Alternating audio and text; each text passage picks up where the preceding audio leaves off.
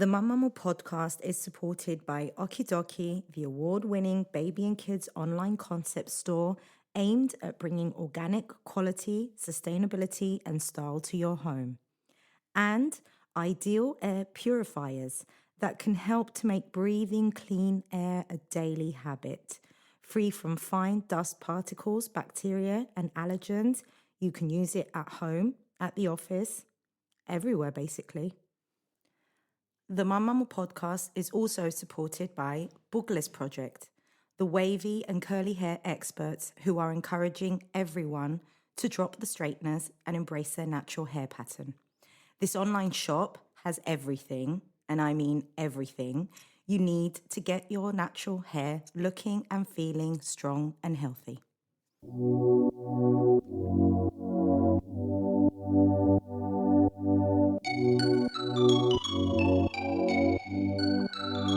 Okay, we're recording in a different studio today. Hi, Yassine. Hi. Okay, so you're the reason why we're recording in this lovely studio here at the buffer zone at Cyprus, Thank you so much to the guys here who offered the studio, because Yassine, you couldn't cross over to come to my studio, which is a shame because I would have loved to have you there. But at least this here is available in the buffer zone. 1000%. And we're doing it. We're doing it. We've got a lot to talk about. Do you want to swing your microphone closer to your... So I can... Yeah. People can hear me So much people better. can hear you. So you want it near your mouth. All right. Okay. I can move as well. All right. So we're recording a Saturday show today. We are. Yay.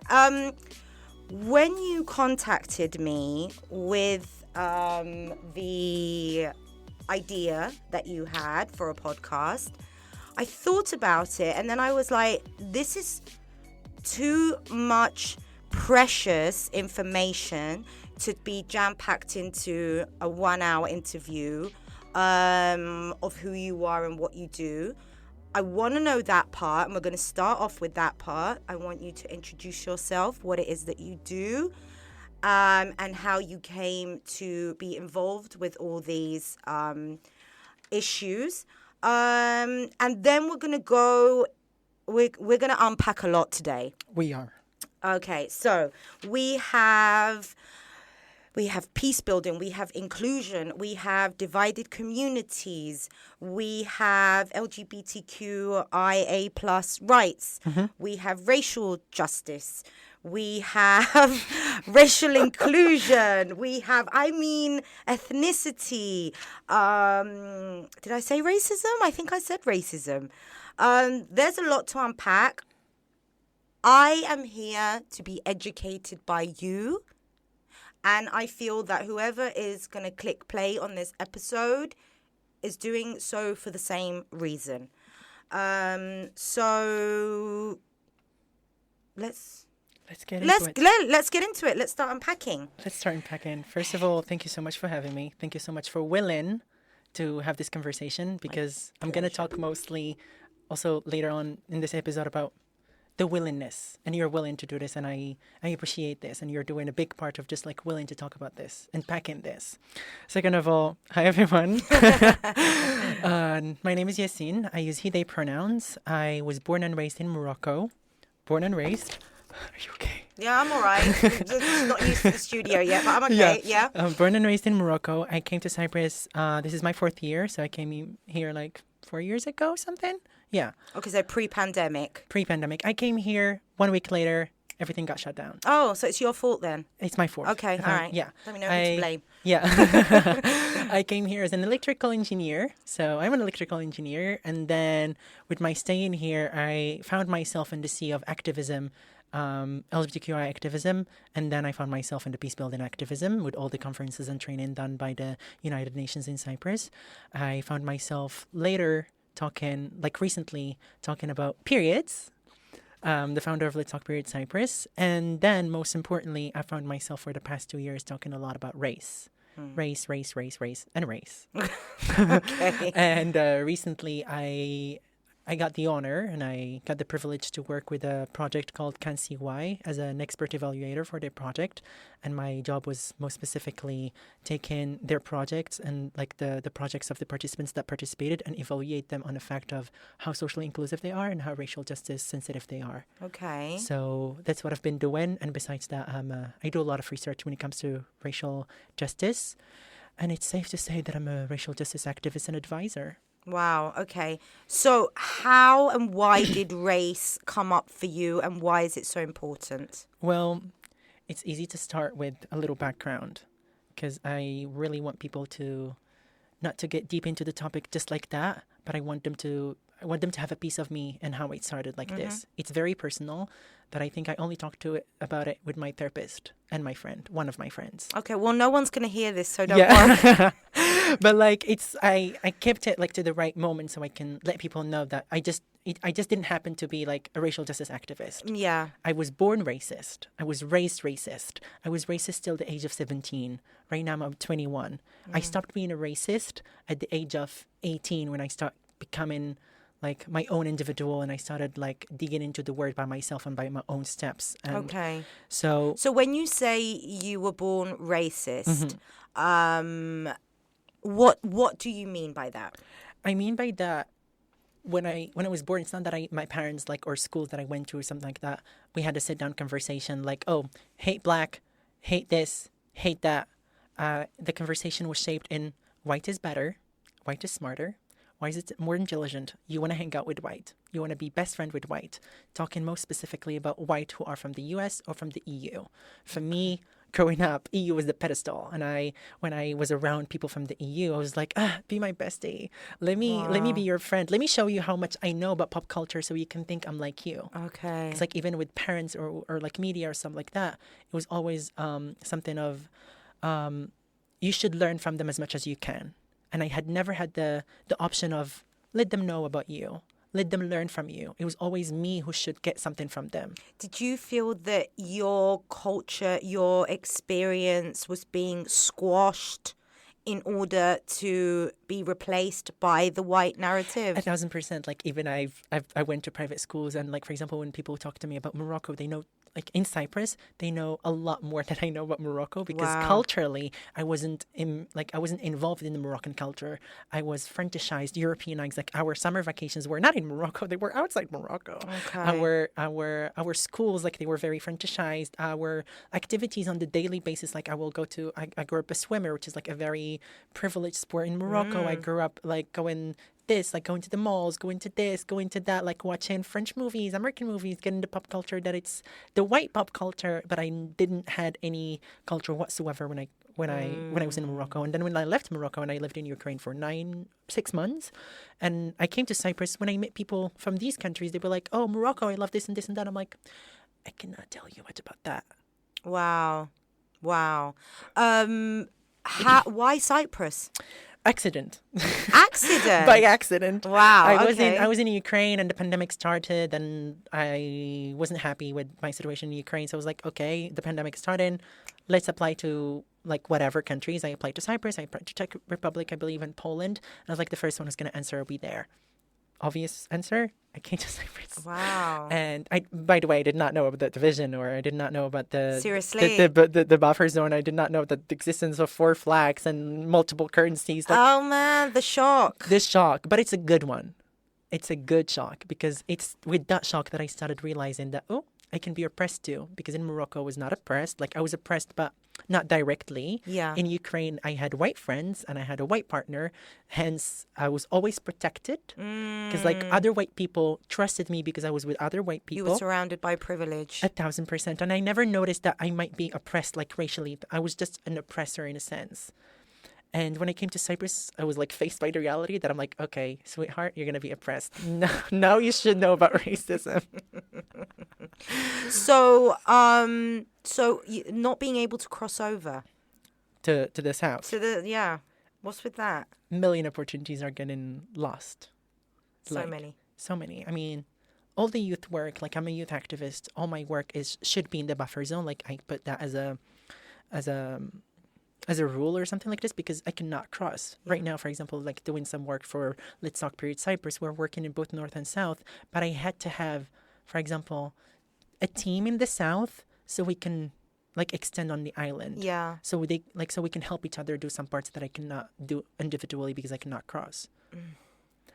But besides that, I feel like all the workshops, all the, let's say, concerts, let's say meetings, let's say social opportunities, I cannot do that. So much. It is so much. But also, I would like to come back to the Let's point. go back. Yeah, let's yeah, go back to the co- racism. to the racism Yeah. part, specifically the part of like of being told that EU is better. Okay. You should put EU in the pedestal. And when I came to to Cyprus, and I started seeing that being applied on me in a sense of, by the way, I talked to a psychologist about this and multiple psychologists in Cyprus and outside Cyprus because I wanted to know. Because my biggest issue was like, how in Ukraine I had friends in less than 6 months and they are my lifetime friends right now. And in Cyprus, it's my third, like I started researching last year. And in Cyprus, it was my third year and I did not have friends. Okay. And I was like, is it me? Yeah. How comes? I'm like, I'm a social butterfly. I can hang out with everyone. But in Cyprus, that wasn't the case. So I had to dig deep into that. And it was from the psychological perspective. For example, in the north, it's not EU yet. Yeah. So although I was working with a group of people for 3 years, and with like I was a very active member every time president stuff, I couldn't activate the social relations with them. I couldn't have them besides work spaces. Like I was only seen as a volunteer, and that's it. Nothing got developed more than that. Yeah. And when I asked, it was like, well, in the north, they're traumatized, for example, from the fact that they're not EU yet. Because like seeing people in the south, there is some sort of pedestal that Of course. yeah, they're traumatized from that. Like, You're already a minority that is reminded every day that you are less than people in the south. the other side. Yeah, so obviously they will feel some sort of trauma. People yeah. in the north, and I get that. I Yeah, understand that, and yeah. it's very fair. Yeah. But that trauma was never transformed, but it was transferred. Yeah. It was projected. Because obviously, it's not obviously like when someone is traumatized and they feel inferior, they had to find a way to feel superior again. Yeah. Otherwise, they'll feel very patronized and they will not feel that they are valuable or worthy. Yeah. So they had to project that feeling to another group of people. Mm-hmm. And guess who's that group of people? It's people from third countries coming to Cyprus. Because they would never project that on an EU citizen because still they're put in a pedestal. Yeah. But they will project that on someone who's less than them politically and paper-wise. So that's how it's going to be projected. Yeah. Because like even in spaces where I worked, I'll be sitting down with a person from the US, for example. And I know deep down that my idea is it. Because like for a certain point of time, I thought that I had imposter syndrome, but it's not imposter syndrome. It's people not listening to what I was saying because people were not giving me the good to go, the green card. Yes, your idea is good. I'll be sitting with a person from the US and they'll be like, oh, the American person, let's go with that idea, let's say. And I was like, no. Deep down, I know that my idea would have taken us like different ways and different levels. Not from not from an egoistical spot. Like I'm not saying this. I'm like, oh, I'm better and I'm this. But just for sometimes, Yeah, no, I get it. Yeah. Sometimes it was worthy to take my shot. Yeah. But that didn't happen. Yeah. And so that's what got me like very interested into like getting deep into these kind of traumas and getting deep into more racial justice. Because like I'm like, okay, I've been there once. Once I didn't even hear myself, and I gave the opportunity to a white person to tell me what they want. So when I came to Cyprus, it wasn't me who was doing it to myself or to other like racialized people, but it was done to me. Okay. So I saw that like very personally. I was like, okay, it's time to get into it. Yeah. And maybe, of course, I feel guilty that I grew up racist because like towards myself and towards others, because like obviously it was the same thing. I wouldn't give a chance to a black person in a group with white people. I would not give them a chance to talk or not even to talk, but I would not take their ideas seriously. To express, yeah. I will take the white idea as the pedestal and I will go with it. Yeah, the white idea is the default. 1,000%. Yeah, That's that. Yeah. So for me, it was like I had to sit down. Because I was traumatized from that, and I was like, it's at that point when I realized that, oh, I've been doing the same things. And I was like, first of all, acknowledge it. I had to sit down with myself, be in peace with myself, and say, you are a racist. Work on that. Same thing happened with me for sexism. I was like, sweetheart, you grew up a sexist. Work on that. You know, I think that is a narrative that many of us have in common. I mean, and when I say that, I mean the growing up racist, having some sexist biases in mind. Where we differ is what you did, actually acknowledging it and deciding to do something about it. And also taking, because you said you felt very guilty. I think once you do get into that, shame and guilt definitely come up. Yeah? I would say guilty, for me at least. Guilty is way better, because guilty, it shows up, it comes from a place of like growth. I'm like, oh, I'm growing. That's why I feel like I'm guilty from what I did. And like my guilt is allowing me to grow even more. But shame, it wouldn't do that to me. Shame will only block me from, because like shame blocks people. Guilt, it helps people. Like, for example, right now, I feel guilty that I did that in the past. But it's good that I feel guilty because I recognize that what I did in the past was horrible. So I should feel guilty. But if I feel ashamed of it, I'll be like, oh, I'm ashamed. I'm ashamed. What am I doing? I like that you separated the two, because I was going to say that I don't know if it's guilt or shame that can push you forward towards a more understanding place. At least from my perspective, of like the conversations that I had with therapists, is like mostly regret, like shame. It's not helping. It's not going to help you grow. It's just going to keep you down mentally. Yeah. And when it comes to regret, when it comes to guilt, yeah, you should feel guilty because you're growing.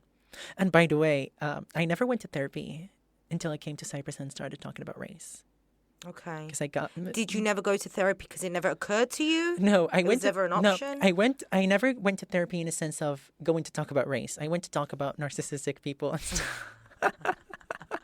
Well, that's a huge one. Yeah. That is a huge one. I went to talk about toxic individuals, or like my relationships with people and stuff like that. But talking about race, I never thought that you can go to a therapist to talk about race. Well, are there therapists who are informed enough to talk about that? Not in Cyprus. No.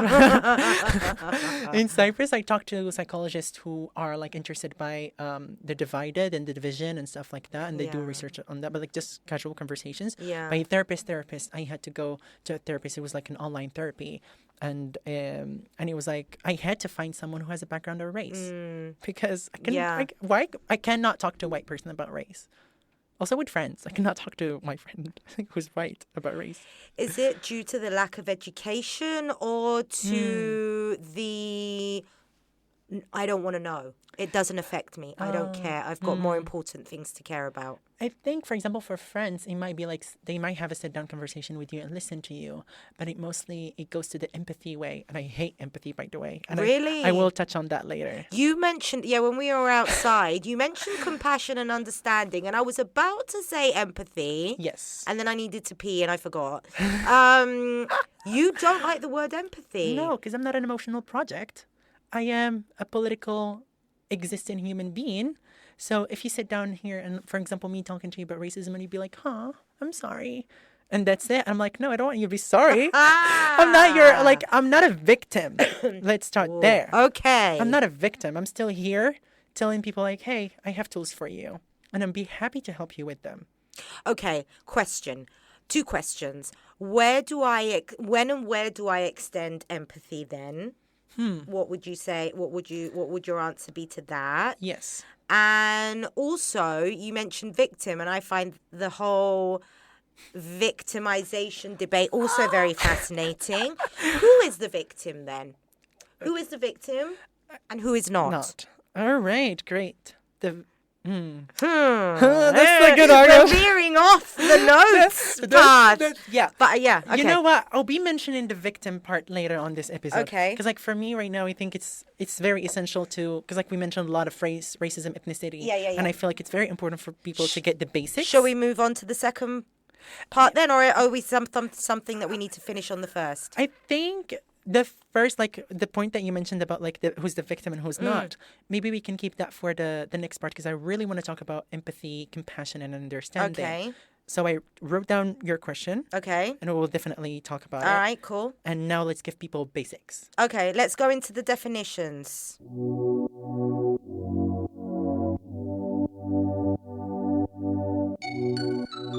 So, racism, race, ethnicity, racial justice, social justice, and social inclusion.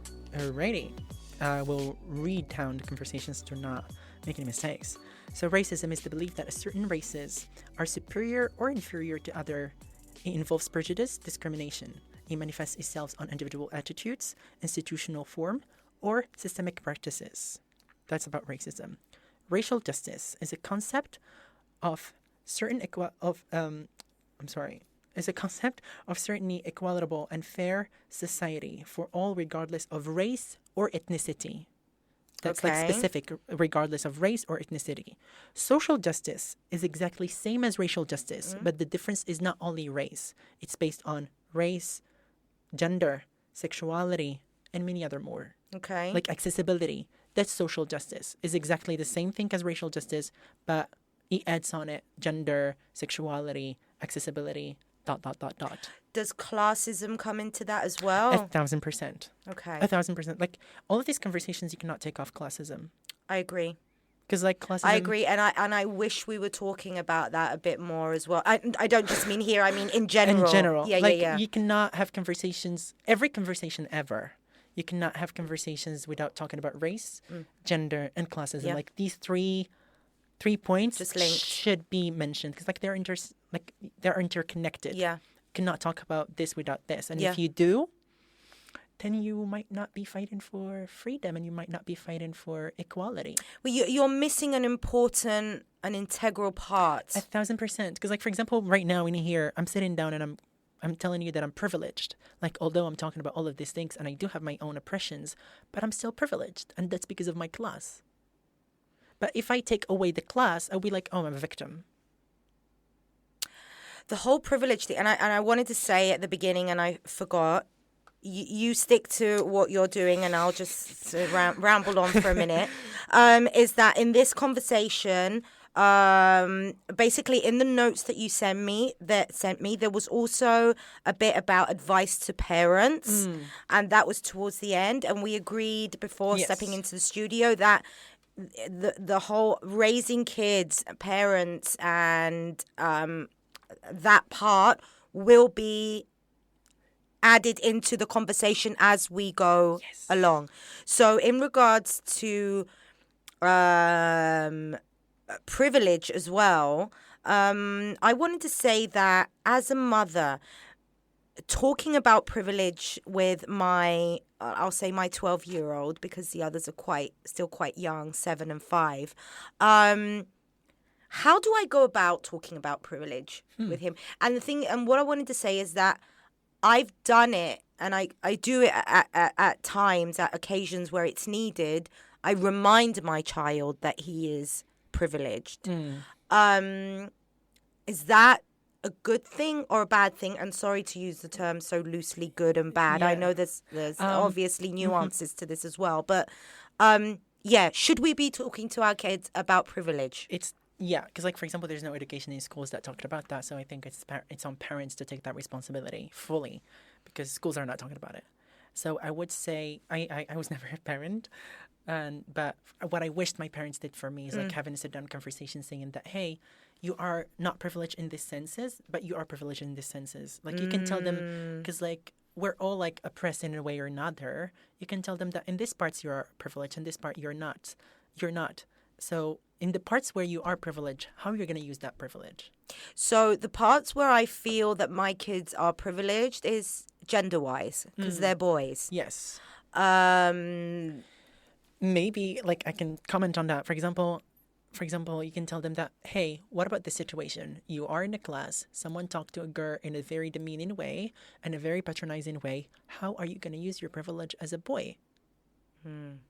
Like, put them in situations, in actual situations. Or like, for example, when watching, for example, some family movies that touch on, obviously because they're still kids, that touch on, like, for example, on racism in a way that it's not as harsh as the other, like, the movies that we know. Yeah. You can be like, pause the movie for a second, have a conversation about that. And you can go on. It's like, it's planting the seeds, especially for the kids. It's like planting the seeds. You're not supposed to give them a presentation for 2 hours talking about racism. So I was going to say that the example that you just said about using real life experiences, I've actually spoken with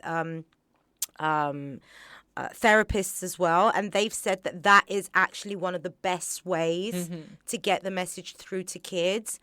Find a real life experience, whether it's on the television or it's in music that you hear or it's something that happened, and try and focus on that. Where I feel that I don't really understand the privileged part is I don't know how much I'm guilt tripping them. Do you know what I mean? Yes. Reminding them constantly that, you are white. Yes. So far as I know, cis and het. Obviously, that might change. Yes. Local. Very important. You speak the language. You have more privilege. But I don't know how they're interpreting that in their not fully formed. I would say something, but I'm not sure because I'm not white and I don't know how white people will perceive that.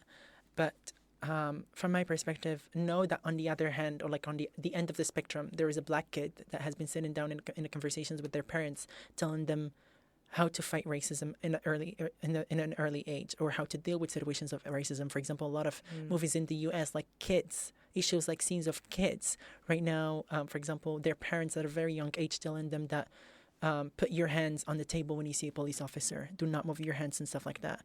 Know that the other, like, it might be uncomfortable for you to talk with your kids about that, but there are people who are like also on the end of the spectrum getting like educated on stuff that they shouldn't be educated on. Yeah. In order for them to keep going for another day. Yeah, I know that we're going to talk about the situation in America that happened in 2020 with George Floyd. My son at the time was 9, almost 10 years old. And I remember that I did show him the video and I sort of like asked him, what do you make of this? And the interesting part about that was that it didn't even occur to him to look at the color of that person. And he was like, maybe he did something bad. Because there was the story about him handing in a fake money, banknote, whatever it was. And I was like, no, look closely. And then when I said, look at the two people and tell me what the difference is. So... And the thing is that at that time, and regarding racism, for me, obviously being in a privileged position, is only something that I've started looking into in the last 3 or 4 years. And during those 3 or 4 years, I'm also raising kids. I'm also growing as a parent, as a woman, as a human being in this world. And what I always say to my kids is that I'm learning alongside you. And, I took that situation and I presented it as, look, this is the reality of the situation. If you see a person of color who is being picked on or in danger, that is where you step up. But I know something. I think I'm going to touch on the definition of race and ethnicity, and that's where you're going to know why your kid did not see the color in the first place. Okay, go. Race, as easy as it sounds like, not as easy as it sounds like, but I can pull it like in a very easy way, an understandable way. It's about physical and biological aspects of the individuals. Okay. The concept of race and ethnicity came up in the late 19th century and early 20th century after slavery. So right after slavery, people need to segregate people, and the only thing that they said it was, we're gonna segregate them based on their skin color, physical and biological. Okay. All right. And guess what? This is exactly what happened with women.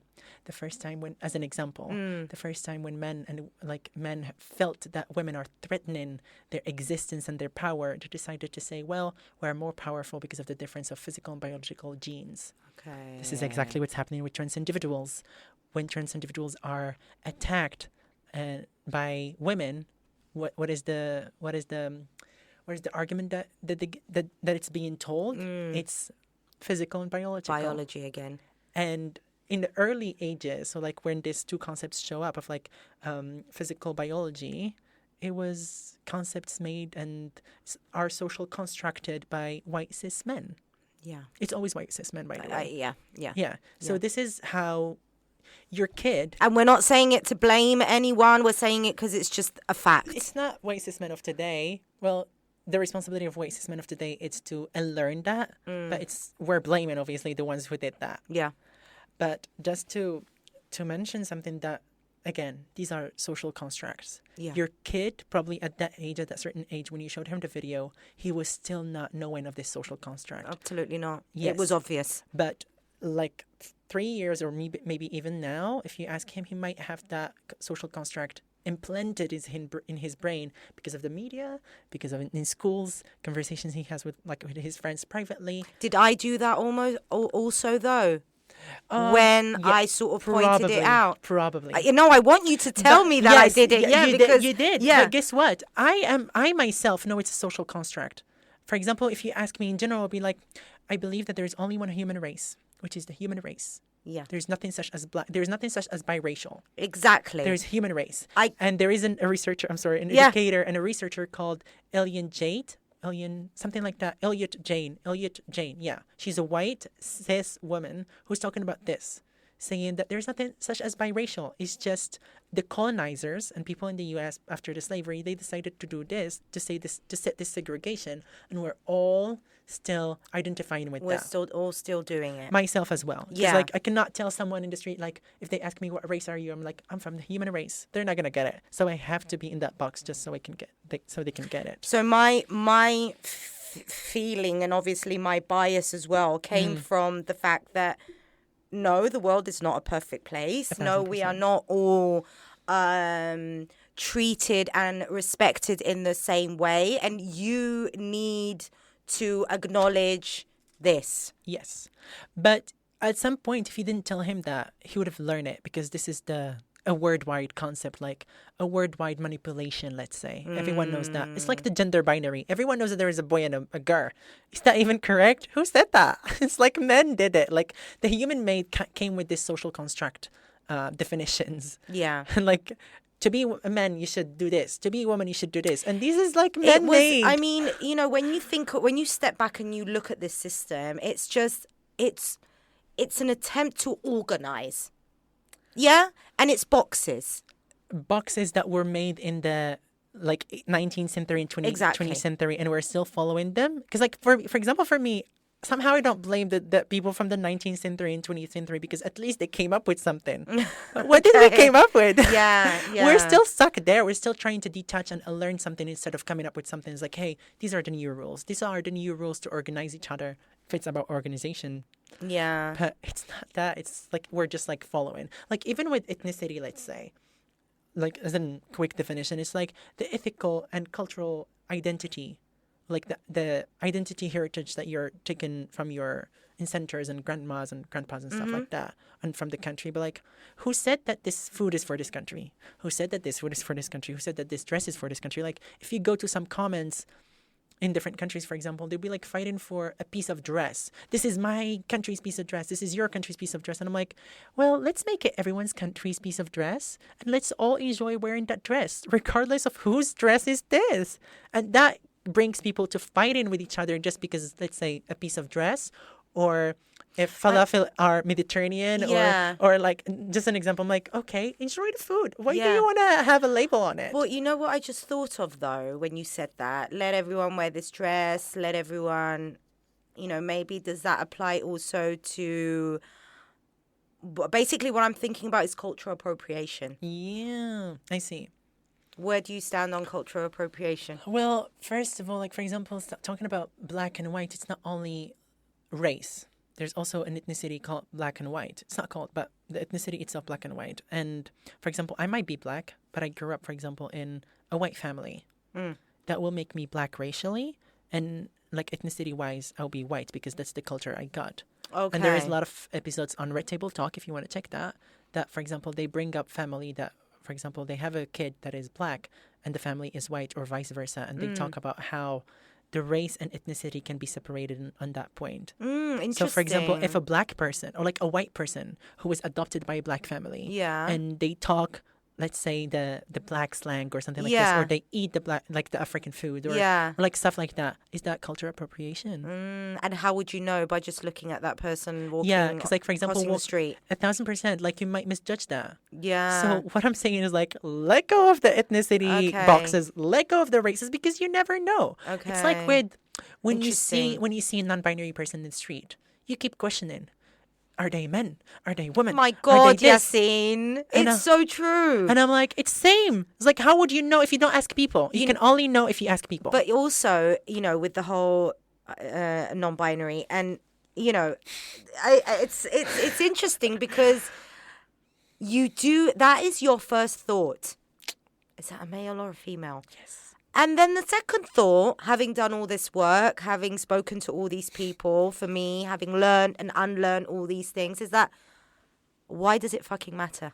Yeah. And I mean, literally, Eleni, why does it matter to you if this person is male or female? 1,000%. But also, you can never know unless you ask a person. You can never know. For example, people might assume, might see my passport or whatever, they can tell like, oh, he's Moroccan. But like, did you ask me if I identify with that culturally? So asking questions. Asking questions like race, gender, sexuality, you can never know. A man who's feminine doesn't make him a gay man. He might be just a man who's feminine. Asking Tell that questions. to the world, Yassine. We're trying. Please, people, listen. Take notes. Take the notes. Take the notes. Okay, right. Racial justice, social inclusion. Or have we got something else? No. I feel like social inclusion, it speaks for itself. It's bringing all these elements and everyone is welcomed. And everyone should be welcomed. Bring in the concept of race, bring in the concept of gender, bring in the concept of sexuality, bring in the concept of how accessible you might or might not be, and creating a space for everyone. Not for some, but for everyone. That's social inclusion. Racial inclusion is just emphasizing on the fact of race. Because, again, like something that you mentioned with Maria last week. Yeah. Shout out to Maria. Hi, Maria. She's listening and probably doing chores in the house. Don't wear yourself out, love. Yeah. It was the quotas. Like, for example, the positive discrimination. Yeah. For example, we need 50% of women in this organization and we need 50% of men. We need also, let's say, within the group of women, 25% of white women and 25% of racialized women. That's that's racial and social inclusion at the same time. Yeah. Because socially, you're including different genders, and racially, you're also bringing the race talk in there. And to make it even more not complicated, but inclusive, I would say, is emphasizing on the queerness, the sexuality, like for example, I've seen a lot of calls, not in Cyprus, obviously, asking people, we're highly recommending if you're a person of color, if you're gay, lesbian, with like difficulties and accessibilities and stuff like this, we're highly recommending you to apply for this job. You apply, yeah. And that's that. That's social and racial inclusion both together. Excellent. Excellent. I love that. All right. Okay. Well, right. Shall we move on to racism and see why? Let's do it. Okay.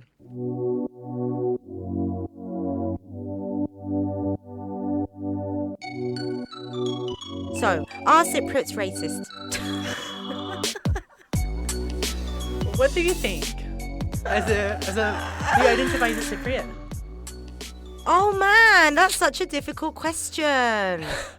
Without that, based on your living experiences in Cyprus. Because on this segment, you also wrote about Cypriots experiencing racism or not racist outside Cyprus. And in Cyprus.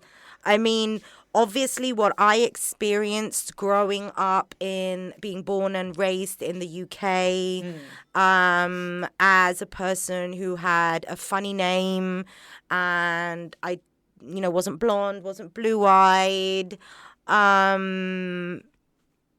It's not racism, but I always felt different. Outside Cyprus. outside Cyprus. Yes, because you are different. You're supposed to be different. You're so- not supposed to be like them. So growing up in the UK, I never felt that I was English.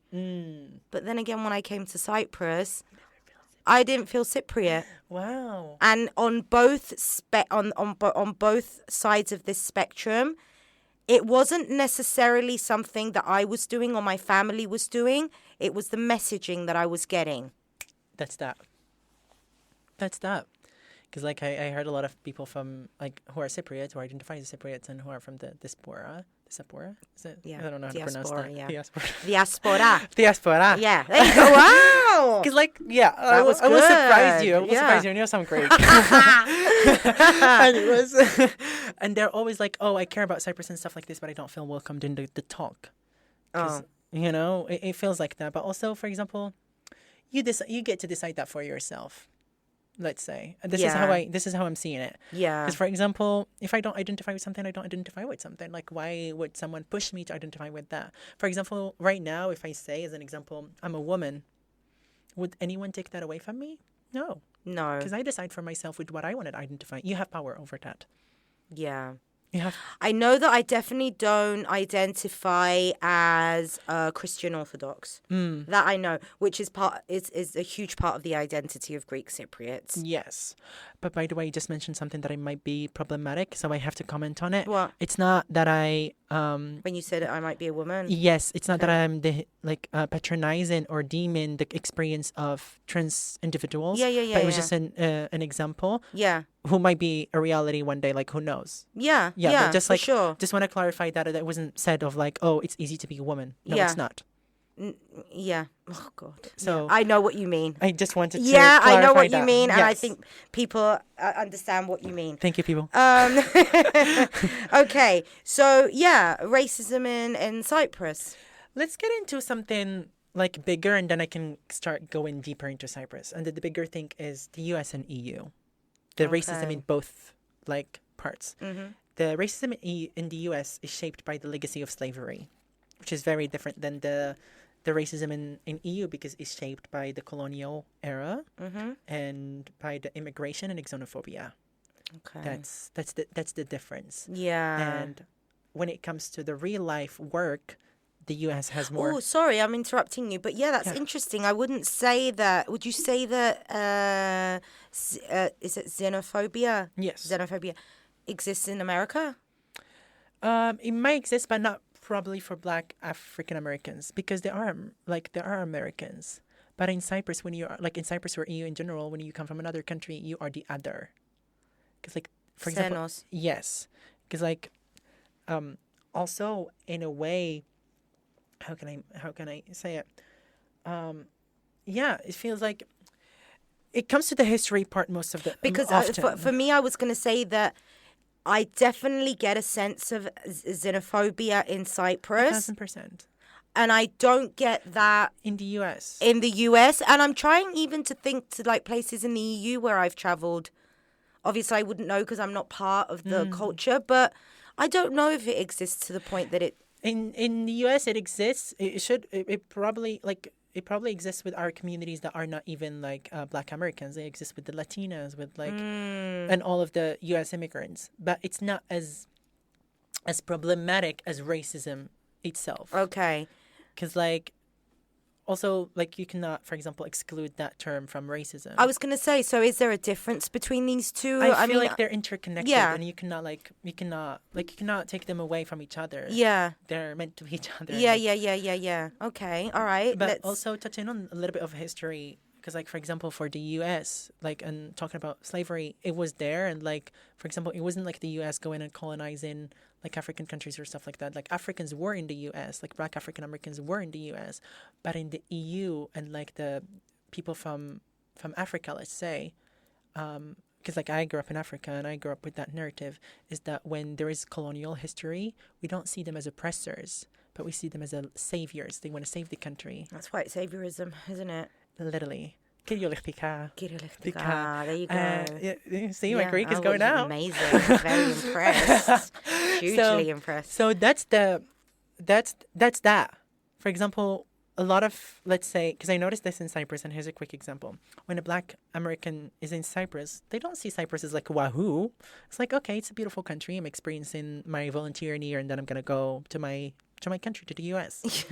When a Black person from Africa is coming to Cyprus, is like, oh, I'm coming for better opportunity and job opportunities and better future, which is their right to move in here and find that. But when they don't, because and they put hope on it, because for them, the EU is better. The EU more opportunities, which it might be, but if they weren't Black, things would have been different. Okay, yeah. Because like that's the hope. Because like we see, and like same exactly me. Like I grew up seeing that EU has more opportunities, more privileges, more access. So I want that. I want that to be for myself as well. So I'm trying to do it, but if it's gonna happen, it's gonna happen. So this is exactly the difference. Because like Black people in the US are not putting white people in a pedestal, and like how we got educated in like most African countries, that white is better. White is the pedestal. You want to be with white. You want to be around white and stuff like that. Would you say that that's the narrative that people like, I don't know if you know Candace Owens? Nope. So she's a Black alt-right Christian. She's Black. She says, I'm not oppressed. Whatever my ancestors went through, that's done, that's finished. Today, while I'm here, living, breathing, raising my kids, working, I don't feel oppressed. Probably for her class. What's her class? Is she again kind of classism? richy?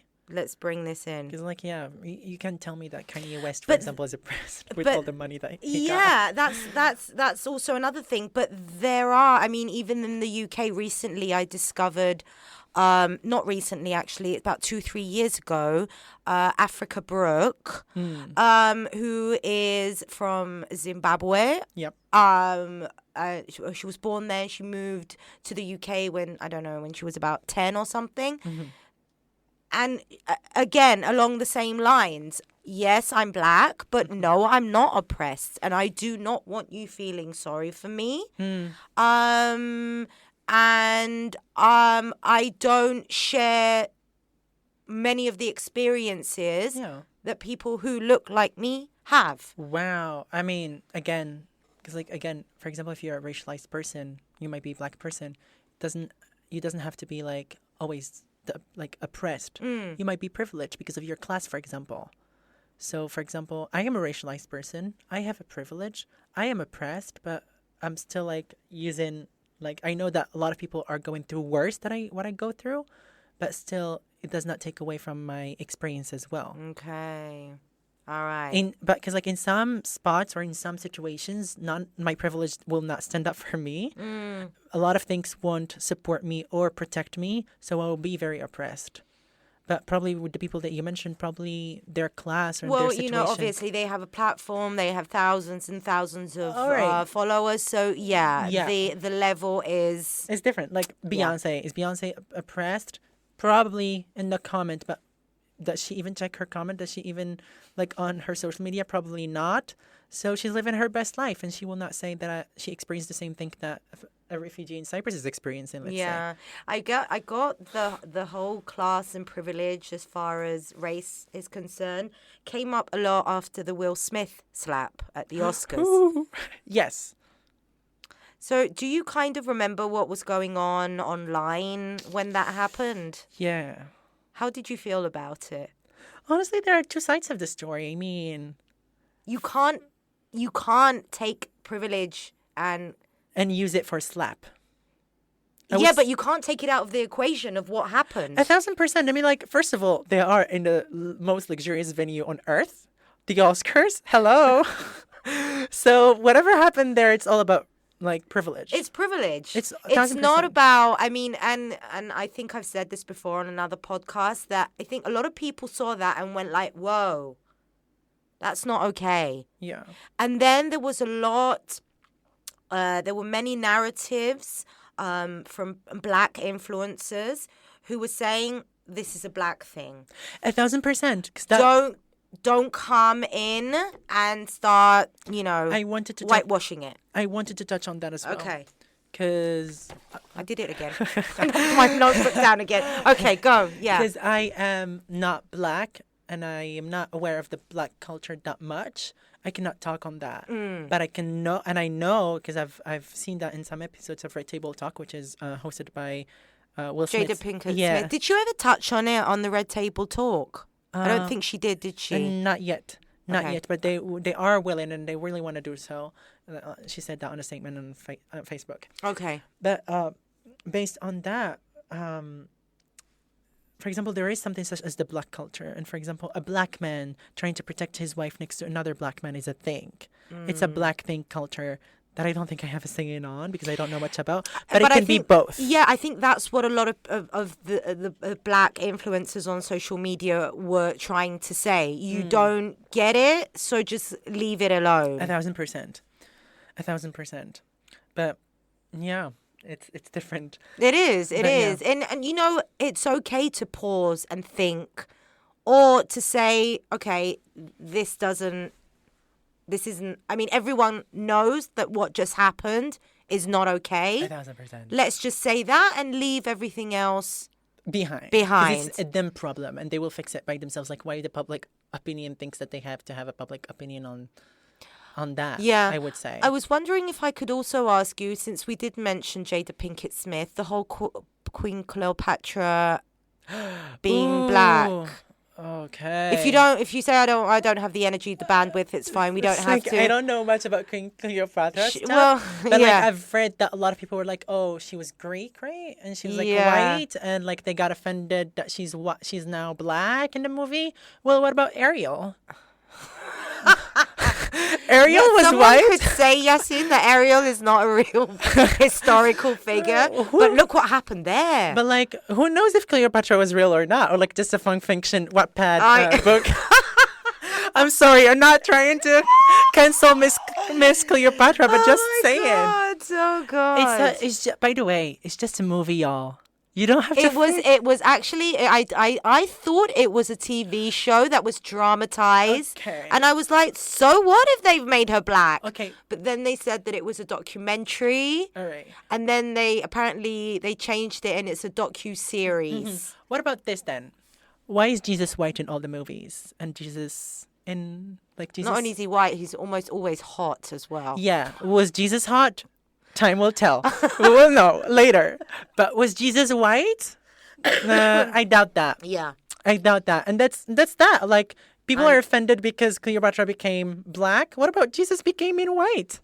Was that okay? Because, like, I mean, only people who know, they know that Jesus was not white because of the geographical situation. Yeah. So. Yeah.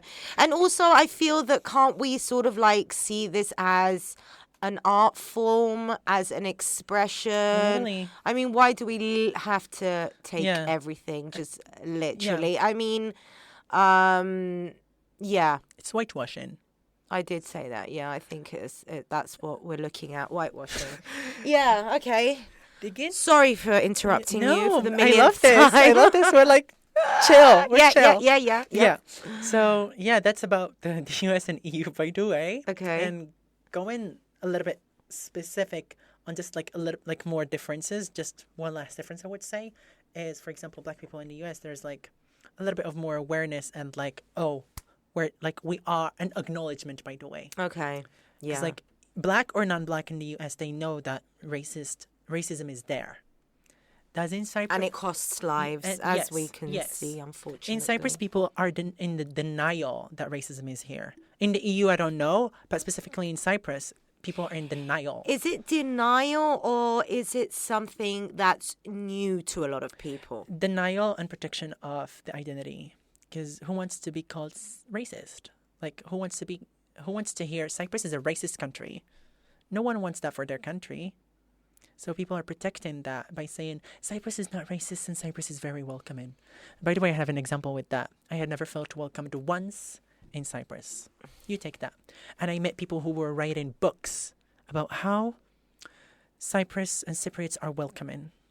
And I was like, oh, wow, how can you write a book about that? And for me, I didn't even once felt welcome. Then I took a step back and I was like, oh, well, I know. The person is white from the US. Did they have facts?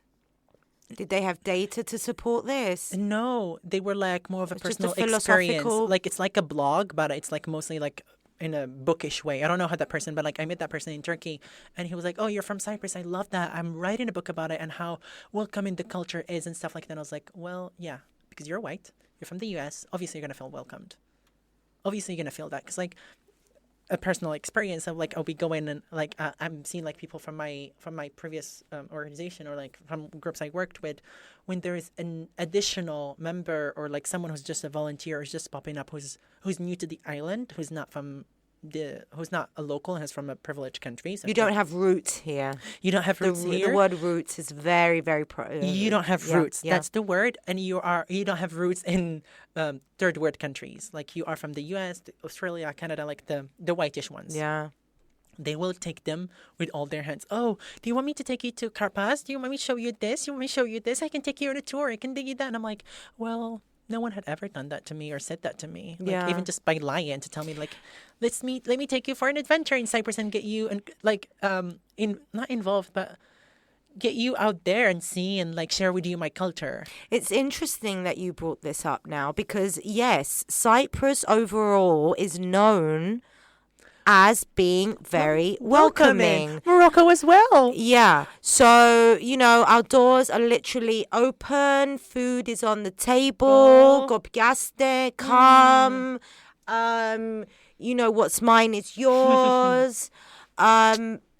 Yeah. And that courtesy is definitely not extended to the immigrants that are coming in now.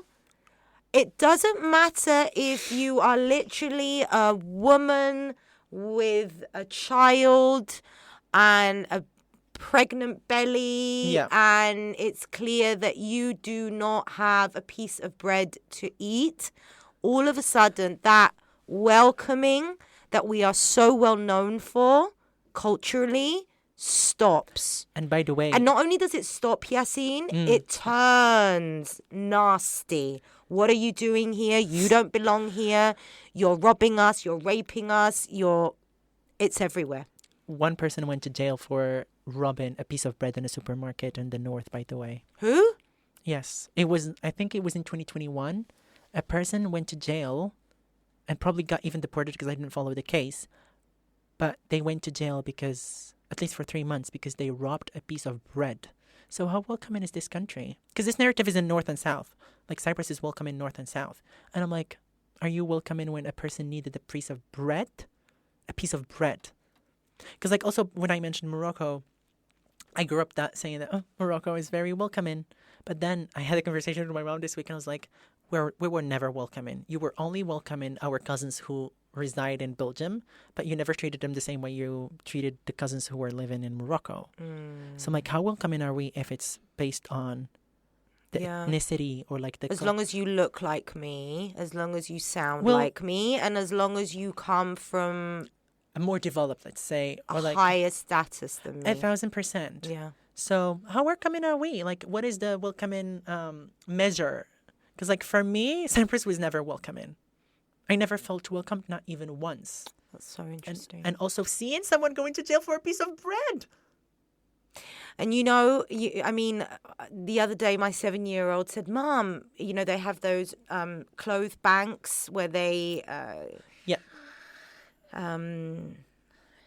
send clothes to those in need. Yeah. And there was someone rummaging in the bags that have obviously overflowed and they were on the pavement. And my 7-year-old said, oh, Mama, that man is stealing the clothes. Life experience happening right now. Let's take it as a life lesson. Yes. So, my darling, is he stealing? What does steal mean? Taking something that's not yours. Is that theirs? No. Okay, so you could consider it stealing, but also it's on the pavement. It's public property. Mm-hmm. We went through all that. And then we went to the part. Who would go and take clothes from old bin bags on the pavement? Wow. Would you? Would I? No. Who does that? Someone who needs those clothes. Oh my God.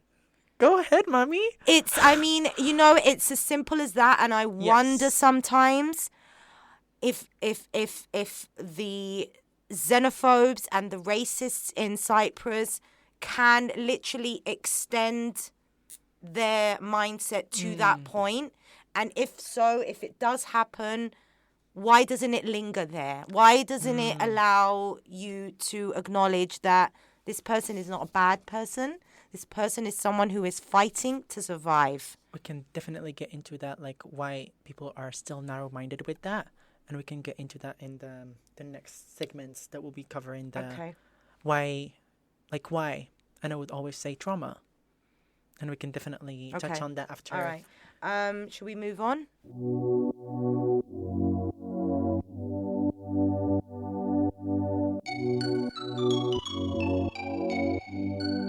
Okay, we're moving on to multi-communal, intercommunal. Yes. Explain, please.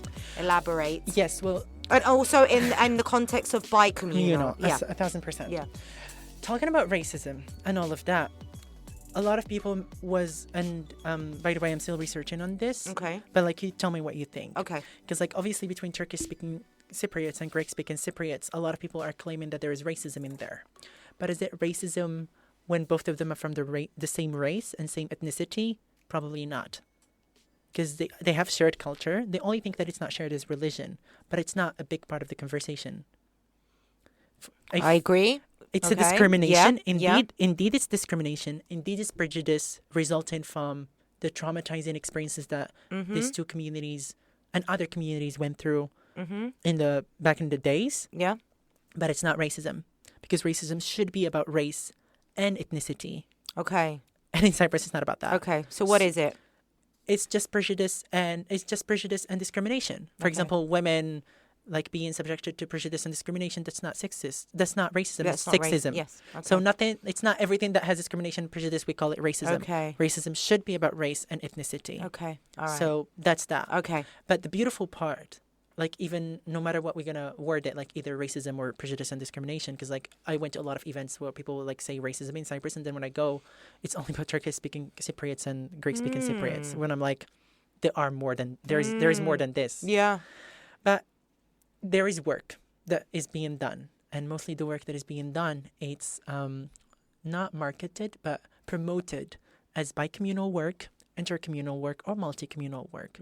When I'm like, when I came here, I started feeling that the words are just like being used with no deep understanding. Okay. So I did a little quick search and research back in 2020, at the end of 2020, to find out where am I? Am I in the bi-communal? Am I invited to bi-communal events? Or does it only invite people from two communities? Why is it bi-communal if they're doing bi-communal stuff when there are thousands of communities in Cyprus? Yeah. There are the Maronites, there are the Turkish-speaking communities, Greek-speaking communities, Armenian communities, Russian communities, British communities, and I can name as many as you want me to name. Yeah. The Latin communities, ... And I'm like, why it's only focusing on two? Like, why they're segregating themselves into a mini bubble and doing the work in two? So let me do some introduction in definitions so we can get to know what is bi-communal, intercommunal.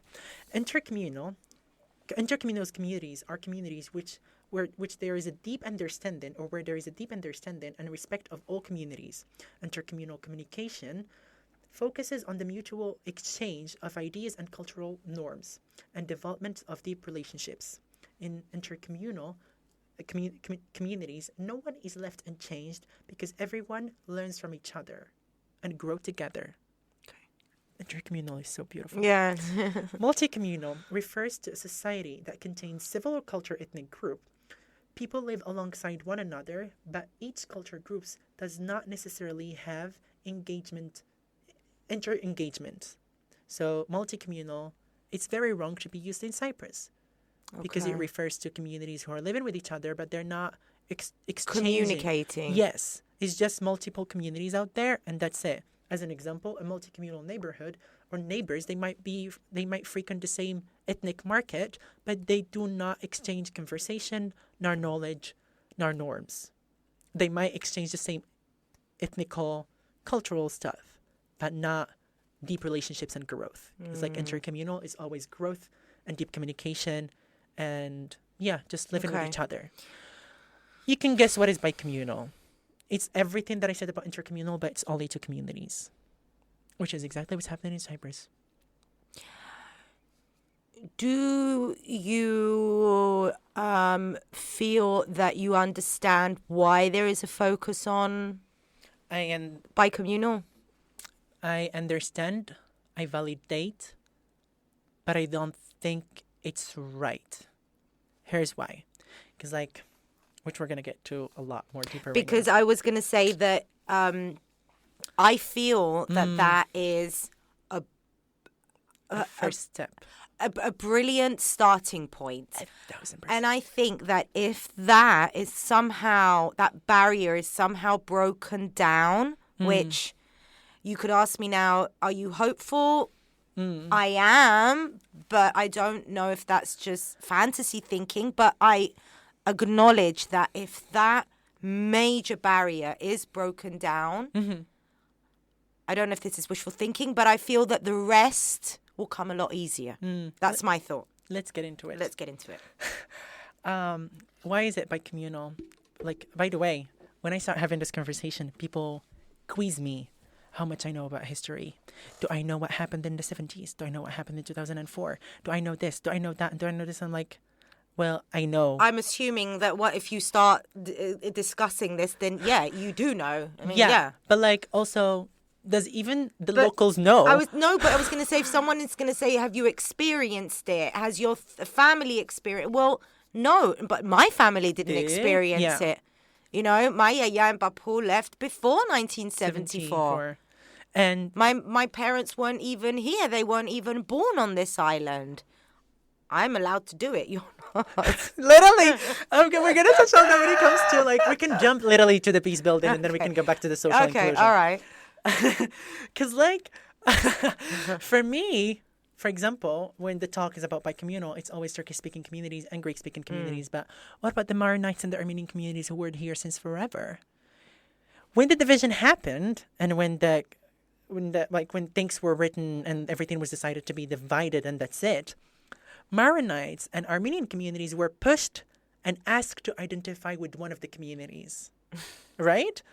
They were asked to either join the Turkish-speaking community or join the Greek-speaking community. Which side are you choosing? Literally, and they did. Yeah. So how is this bi-communal? It was never bi-communal.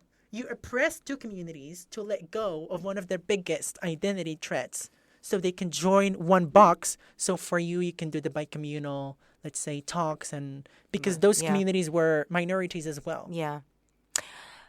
And when it comes to the work, why I'm saying, here's an example, and you tell me.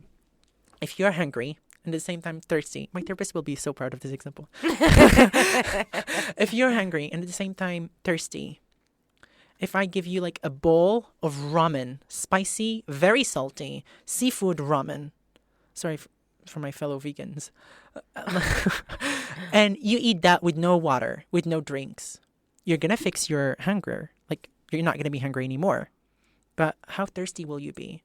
Extremely thirsty. Yeah. It's you cannot fix something and leave something. For example, let's say the bi-communal work is great, and I know it's great. But what if it's getting two communities together, ignoring the other communities, and then we're going to start the work over again? The bi-communal and the other. Bi-communal work, again, because it's two bubbles right now. Yeah.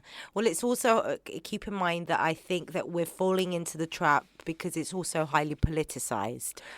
So, ask me how long I've been watching the news since my bapu would insist that I sit down with him at the age of 6 and watch the news with him. It was always about Turkish Cypriot, Greek Cypriot. That is what we were fed. Yes. And we are still being fed. But by the way, I never talk about politics. I talk about the social aspect of civil organizations. I don't talk about civil individuals, citizens, because I know it's hard to start from there. Yeah. But for me, I always target or I always talk to civil organizations. But that's the problem, Yassine. No. That we're always looking at it from a political standpoint. The local, but we all know. It's not including social, civil. Yes. It's not doing that. But for me, my touch point is mostly what I'm it's not angry about, but frustrated about is the bi-communal work that is being done by civil organizations. Because like in the political level, like in the constitution, like even Cypriots are not involved in writing. Like there's the British, Turkey, and Greek. Like Cypriots themselves don't have a say in politically. Yeah. So I don't have a say in automatically because like locals themselves don't have a say in on that. So who has like, where is the sayings happening and where is the tangible work being done? It's in civil organizations, peace builders, the trainings, the workshops, the organizations, youth organizations who are trying to bring youths together. For example, talking about peace building, for an instance, the other day while scrolling on Facebook, it was, as you do, every time, it was, are you interested by peace? Are you a Turkish-speaking Cypriot or Greek-speaking Cypriot? Join our summer camp. And I'm like, okay, I'm interested by peace. But I cannot join because I'm not eligible because I'm not Turkish-speaking Cypriot nor Greek-speaking Cypriot. These two individuals or like these two communities won't do anything. It's just a camp so they can get communities together. The two communities. The two communities together to talk about peace, which is something I know about, which is something I want to talk about. I got trained to talk about peace. I went to conferences and trainings to talk about peace, but yet I'm not invited. And it's the same people who, like, for example, say, oh, I don't see why you want to be invited in these events. I don't want to see why you want to talk about this. They are the same people who post on their social media about Palestine as peace builders and go to workshops that talks about Palestine. I'm like, how hypocritical is that? When it comes to Cyprus and I don't have the same DNA, I don't have the right to participate. You are Cypriot and you're still talking about the Palestinian like situation, the Palestinian oppression, and you don't and you give yourself all the right to talk about that as a peace builder. But when I'm a peace builder as well, and I'm telling you that I want to talk about that in Cyprus, you're neglecting that. And you're saying that I'm not Cypriot enough to talk about that. And every time it depends on the individuals that I work with or I'm around with. Every time it's a different question. And every time it's like, how do you know? What happened in this? What happened in that? And I'm like, dude, even in the country, a lot of people have different narratives. I cannot take all the narratives that I'm being fed by every individual, because like for example, sometimes people will get offended if I say Turkish-speaking Cypriots, and sometimes people will get offended if I say Turkish Cypriot, and I'm like, okay, I have two narratives. Which one I should follow? Obviously, someone will get offended, but also, it's not my responsibility to take all the perspectives and all the narratives because I cannot. No one can. Like even the locals, everyone has their own narrative that they believe in, so they don't have multiple ones. But for me, because I'm not from the community, I am supposed to know everything about the dominant culture.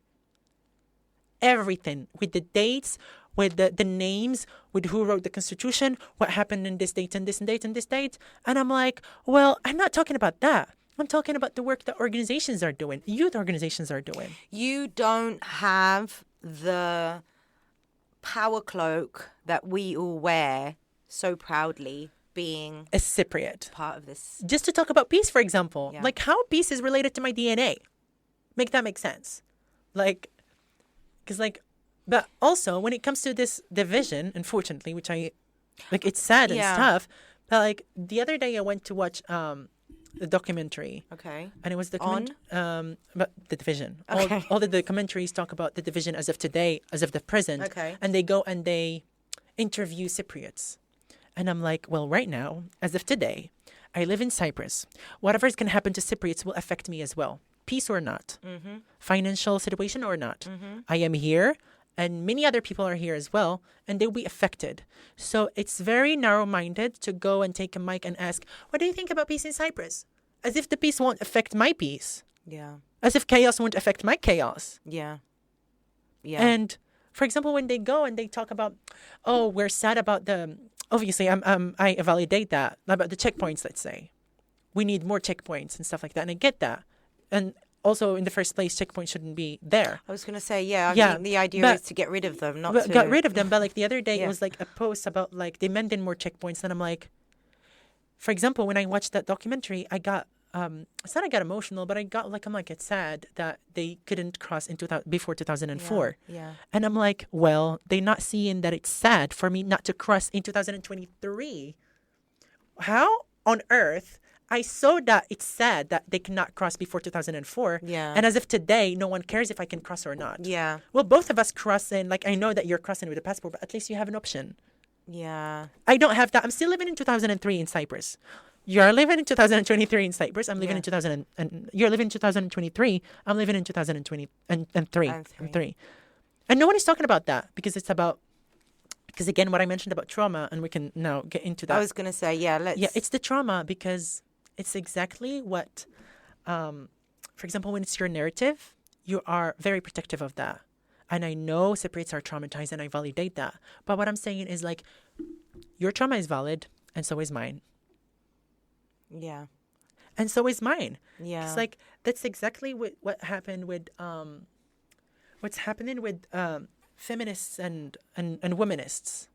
For example, Womanists. do you know that term? Shall I No. introduce You Feminism. just taught me something new. Who's a womanist? A womanist is like a feminist, but whose not concern is initially race, and it's not known, and I'm going to talk about that as well. Okay. It's not as known because it's not led by white women, because white women, when they started feminism, slavery was still around, and they were talking about white men, black men had the right to vote, and white women didn't have the right to vote. Okay. So when they started feminism, the first wave of feminism was very racist. Well, I was going to say, I think by now, I'm assuming that everyone knows that, the where feminism sprung out from was very problematic. Yes, racist. And throughout the movement, there's always been a layer of either racism or misogyny or, Yes. it's always been there. And it's still here today as well. So, and that's that. Like, this is how, like, feminists and womanists, like, for example, womanists took a step back, and they were, like, people of color and black people, and black women specifically, and they decided to fight for the same things that, like, feminists were talking about. Mm-hmm. The only difference was race, because when they were present in the feminist groups, they were not heard. There's also a lot of homophobia as well, I was going to say. But by the way, that's what will be interconnected with the next point of, like, social movements. Mm-hmm. For example, let me say this and then I can move that so we can be, like, organized. Okay. Boxes, Yassine, boxes. For example, going back to trauma, is like in Cyprus, are we good with time? Yeah, we're at 1 hour and 50 minutes. 15 so or we 50? 15. Okay, great. We're okay. We're good. Yeah. Okay. For example, when you're traumatized, people feel afraid and scared that, oh, this narrative is going to take my narrative, and I don't want you to do so. And I understand that. But for me, I'm like, free yourself from that, because you're not the only living, existing human being in this island. Yeah, instead of feeling that you're muddying the waters and complicating things, try and see it from the point of view of actually simplifying it. Absolutely, because like what people have been saying in here is like, unless it's my experience, then we're not talking about it. And what I've been doing as a racial justice activist, I've been bullying people. I've been bullying people by going to events that are bi-communal. Yeah. Bi-communal, and I will go there and I'm like, hey, why is this bi-communal? I'm here. I'm attending your event. I've listened to your whole presentation, but I didn't feel heard. I didn't feel seen. And they'll be telling me, well, we did our best. And I'm like, well, your best did not touch me in any way, shape, or form in those pages of presentation, because you were only talking about you and people who look like you and your narrative. Well, I'm living here and I'm telling you that, hey, you take this and that, and I'm here existing next to you telling you that I didn't feel heard, and you're telling me you did your best? Your best is best, of course, for you and for people who look like you, because they felt touched on and visible and stuff like this. Can I ask you, Please do. What would the appropriate answer be for you? For what? When you said, what I'm here, why aren't you acknowledging my existence? I would... For me, I just feel that acknowledging your existence, asking... Yeah? 1,000%. I had a situation with the project that I told you that I became like an expert evaluator at. We had a situation that was a little bit racisty. Racisty. Racisty. I like that. It's a little bit racisty. That was racisty. Yeah. But you know what answer I got? They called me. Hey, we're sorry. How do you think we can do this? Ooh. How do you think we can move forward? They had a plan like to evaluate the participants' ideas. And they changed the plan and they added racial justice sensitivity and social inclusion. Okay. Hence, I got the offer. The offer.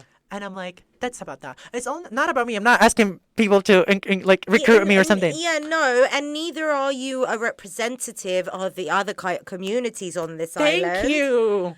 But Because you know what? you're speaking your experience in your mind. Because what I expect is like not some ego like, oh, they attacked my work. I did my best. And I'm like, no, I expect you to sit down. I was like, hey, I did not cover your community or other communities. So can you please walk me what can be done better? Yeah. What can we work on? Yeah. What do you think? Because I'm the community affected that you didn't represent. Because I don't want you to sit down and assume what I might be going through and what not be going through. Because and this is what's happening in social movements in Cyprus. And all respect to their beautiful and awesome work, but it's missing a lot. It's missing a lot. For example, I got a message from someone that I worked with and I deeply appreciate, but the message was not appreciated. Wow, why? Because the person texted me saying that we're going to do an event in the buffer zone so we can do something for migrants. And I was like, you're going to do something for migrants? Do you think migrants waiting for you to do something for them? Migrants also have skills. Migrants will love for you to include them in their agenda, in your daily agenda, in your weekly agenda, in your monthly agenda, and in not your just yearly. a one-off event. Yeah. Because that becomes very problematic. Because again, when I go to events and I'm like, because one of us should do it. And I feel like I took responsibility for myself to do so. And I hold people accountable or organizations accountable. And I'm like, sweetheart, what are you doing with intersectionality? And they'll be like, oh, we did an event for migrants. An event for migrants? Excuse me, but that's not right. Migrants, because the board members, North and South, both organizations in North and South, most of the organizations or every organizations, but the organizations that they work for refugees, like Generation for Change, all the organizations, all the board members are locals or from the EU. Okay. And I'm like, for example, if you're talking about feminists, if you're talking about womenism, if you're talking about feminism or LGBTQI, how is that accurate when all your board members are the same? For example, and there are a lot of events like that happened in the past 2 weeks. And it was like young women getting together to talk about peace in Cyprus. What about, and like all these women were white, local women. Not specifically white, because by the way, Cypriots are not all white. It's a mixed. But no, it's not. It's a mixture. I love it when I say to people, I mean, what do you think you're made of? I mean, how many different races and ethnicities do you, I mean, we cannot know. it's just We lost bizarre. count. It's like, who does DNA tests? Like, I saw this on Instagram. Someone did the DNA test and it came up like 79% Cypriot, and someone was like very happy with it. And I'm like, who cares? Who cares? But also, what does that mean? Like literally, I don't understand the biological part of it. It's like, does What my does it blood mean? Does my blood have many flags emojis running in there? Yeah. Like it's blue instead of and white. hemoglobin. But yeah, for me, yeah. Someone could say, Yassine, that the reason that migrants are popping up at these events or organizing things or taking part is because they've got shit to do. They've literally got, kids to raise. They can't afford daytime nurseries. They have all this trauma to resolve. Even something practical as getting from A to B for someone who doesn't have a car is really hard in Cyprus. Because Cyprus thinks that everyone who's racialized is either migrant and has has a chaotic life with a lot of needs and wants. Yes. But some of us in here are international students, let's say, who are studying political stuff, international stuff. So and doing in clubs in their university and working on that. Yeah. So maybe you can extend the invitation and invite them to your board. It's like, hey, we really want to join forces. Yeah. And we really want to hear from you to check at least, what I'm saying is at least one black person or racialized person in the group. So the reason why I said what I said, I think we need to start moving down the list as well to cover it, is the point that you made in your notes that the others, the foreigners, Xenia, migrants, whatever you want to call them, are not all vulnerable and weak 1,000%. and unable and victims. 1,000%. Because, like, for example, there's a good work, great work that's being done in the north by some international students. And those international students, for example, they are well educated, well known, extremely intelligent and smart. Yet their voice is not as heard because people will always see them as the internationals, the others. Because the narrative is when you are black in Cyprus and you are racialized in Cyprus and you're not from a country that is put in a pedestal politically, then you are not as smart as we can be.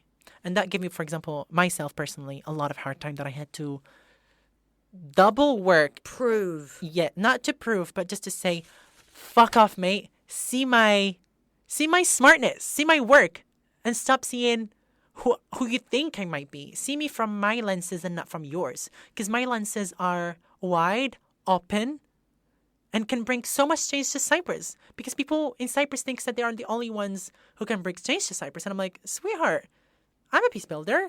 I'm a racial justice activist. I am right now working in a period poverty movement in Cyprus. Yeah. And I'm like, why you don't still see me as a skill bringer? And that black person that you see walking along the road with his mates, not looking as presentable as you would like him to look, might actually have more education than you and your family combined. And what if not? Are Cypriots all... Okay, but I want to focus on the fact that that could be the case, and that is the case. It is the case. In many situations. Yeah, and for example, let's take it to the extreme. Because, like, for example, I had people who were my friends, let's say, telling me, like, I don't know, I don't understand why you want to be involved in these conversations. And I'm like, I want to be. And she's like, and I'm like, even some Cypriots, and she was like, even some Cypriots are not involved. And I'm like, I don't care. I want to be involved. Well, fine. Yeah, Cypriots aren't a monolith, just like women aren't, and a lot of women gay people aren't, and whatever. Of course, there are Cypriots who do not give a fuck. 1,000%. And what I want to point on, like, the importance of, like, bringing black people and, like, racialized people in the island into, like, main board organizations, because, like, board organizations, they have a lot of power. Because when a group of individuals who are internationals and segregated and marginalized, they do their own stuff, they are very subjected to deportation because they're doing something that might shake, like, the country's traditions, values, beliefs. So the governments in both sides, they have rights to exclude these people and even deport them by saying these arguments. Yeah. So what I'm saying, you have a platform, you have a very big privileged platform, use it and invite people and join forces. Yeah. Instead of organizing one event of 1 hour, we're going to watch a movie and talk about racism in Cyprus. Yeah. Shut up, you did not. Because, like, also one point that I've read in a book, and it was like black and white women and the struggle for professional identity. It says that 90% of black women says that they have a problem with white women. And the same group, like the same company, only 4% of white women said that they have problems with black women. So you take that with that. In Cyprus, for example, organizations think that, we're doing our best. We're doing racial stuff with other racial groups. And I'm like, well, we should be involved in every conversation because sometimes you are the problem. Yeah, and then also, taking it from a parent's point of view as well, we're hoping, and I assume and I would like to believe that a lot of people agree with this point of view, that we are trying to raise kids who are not only not racist, but also anti-racist. And yet, what our kids are seeing in our daily life and our everyday interactions is not with people who do not look like us. It's with people who look like us. So if I'm trying to convince my child that a black person has just as much to offer as me or a Turkish Cypriot or you or whatever, just by saying it, there's only so far it can go. They are not seeing black people in positions of power. They are not seeing black people in banks. They are not seeing black educators. They are not seeing coaches in sports. They don't see them. All they see is them basically being our slaves. It's modern slavery. Because, like, you know what? I've met a lot of people with master degrees, with 2 or 3 master degrees. They ended up Washing cars. Or braiding hair. Nothing bad about those things. Of course but not. Cyprus can get a lot of these people. And these people can give a lot to Cyprus. But still, they're not seen as that. But even, I mean, if you don't want to see it as a political thing or, you know, right, left, or whatever it is, the fact that you're allowing your child, your offspring, to witness different parts of the human spectrum, that it's not there. how is that a bad thing? It's not. Only good can come from it. And also, but the problem, like right now that you raised, I'm like, so how kids, for example, in Cyprus are going to see that when it does not exist, and they only see Black and racialized groups as less. And doing our labor, Yeah. well, you know, the work that we do not want to do because we're so privileged and Yes. educated. Yes. So How do I know that the delivery guy who brings my food to my door is a master degree holder. exactly? So what I would invite you, and I invite all the other parents, is like, I think you did a podcast with this person. I'm sorry, I forgot the person's name. But you posted their book, and their book was talking about superheroes, and it has Diana. It has like... Oh, Andreas. Yes. Yes, That the book, teacher, the educator. that gave me a lot of hope. Yeah, Because that's what your kids should be yeah, consuming. yeah. There are people out there who are, but they're just not enough. There's not enough. Because society-wise, no one is saying anything about it. By the way, if a person from a third world country get HIV, they get deported. If an EU person get HIV in Cyprus, they do not get deported. And no one is talking about that. No, but didn't you hear that whole narrative in the, I call it concentration camp, I shouldn't say that, Buranara, you know, because to me it's almost what it is. But you know, that there was HIV, that someone had HIV, Yes. and everyone contracted HIV, and then all of a sudden, you know, Facebook was filled with, you know, they're bringing diseases to Cyprus. I'm like, are you listening to what you are saying? Well, Did you even think to check this out from a scientific point of view before you started spewing hate and phobia like literally. online and getting it to the point right now where, I mean, it's dangerous. Very. It's dangerous. But you know what? I don't blame the civil society individuals because it's hard work to do. I But agree. What it's like, 100%. at least for my focus of work, I feel like I always take it back to civil organizations. Because, for example, let's say I'm a civil organization. One of the, like, I promote a lot of events and stuff like this. So when I'll be promoting my events and you see Black person in my event today, tomorrow, after tomorrow, it's going to be something that you will start normalizing. Exactly. If you see a Black person on the board, you're gonna at least like get yourself normalized with that. yeah. So for me, I'm like, I always like shape my conversation to organizations in Cyprus. I'm like, bring those people with you. Yeah. Bring us with you, not those people. Bring us with you because like Yeah. we're more than you think we might be. Yeah. And every time, like literally every time when I start talking about this, they'd be like, why don't you want to create your own organization about this? And I'm like, no, I don't have time for that. You think I'm only sitting down in here to But also, again, you're separating it. you're separating it. Yeah. You're separating You're it. still dividing it. Like, it's the Black people's problem. What if a Black person is LGBTQI? You're going to tell them, oh, it's still a Black people problem. And that happened to me with my organization. I was mentioning about the racism for, like, that is targeting LGBTQI individuals. And they were like, oh, well, there is an international student groups that you can go and talk to them. They have an LGBTQI